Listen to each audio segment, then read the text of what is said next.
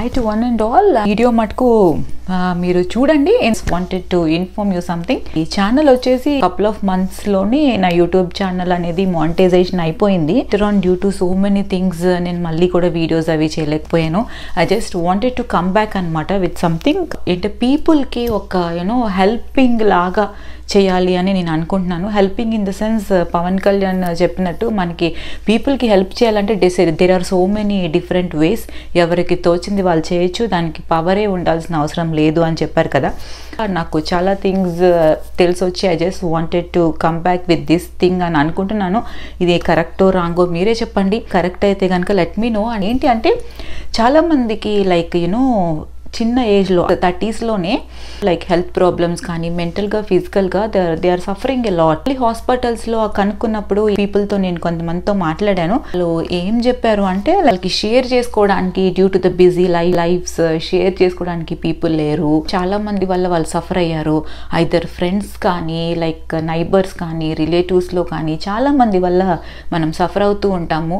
వాళ్ళు మనకి ఇచ్చే పెయిన్ అది కొంతమంది తీసుకోగలుగుతారు, కొంతమంది తీసుకోలేరు.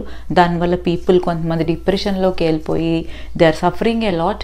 అలాంటి వాళ్ళందరి కోసం ఇలా ఒక హెల్పింగ్ హ్యాండ్ లాగా ఉండాలి అని చెప్పి I just wanted to come back with different videos అనమాట. అందరూ అవుట్ దేర్ మీ అందరి హెల్ప్ నాకు కావాలి. అదేంటంటే మీ అందరిలో చాలామందికి చాలా లైఫ్ లెసన్స్, మన లైఫ్లో అప్స్ అండ్ డౌన్స్ అనేవి అందరికీ ఉంటాయి, అందరూ చూసే ఉంటారు.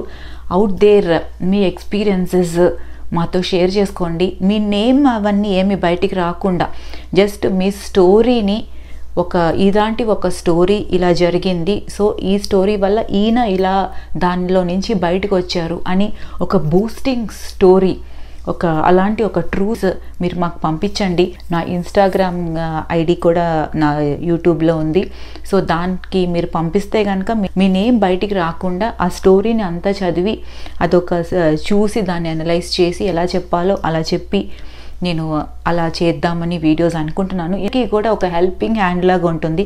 అందరికీ కూడా I am there for you as a helping hand, as a support. At least మీరు నాతో షేర్ చేసుకోవడానికైనా ఒక పర్సన్ ఉండాలి అని చాలామంది అనుకుంటారు.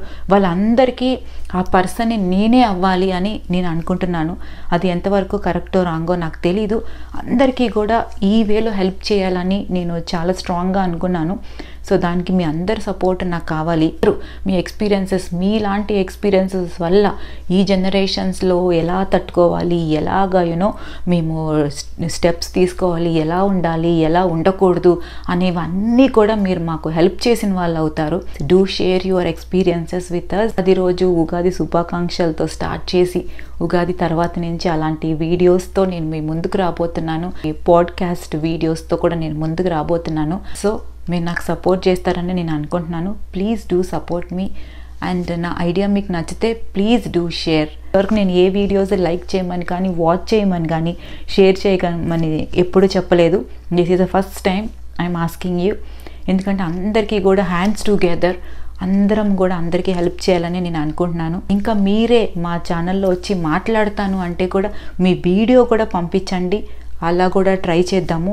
As much as we can అన్ని పాసిబిలిటీస్ మనం చూసి ఎలా చేయాలి ఏంటి అనేది కూడా మనం చూద్దాము. అవుట్ దేర్ ప్లీజ్ మీ స్టోరీస్, మీ లైఫ్ లెసన్స్ అన్నీ కూడా మాతో షేర్ చేస్తారు అని అనుకుంటున్నాను. And thank you so much.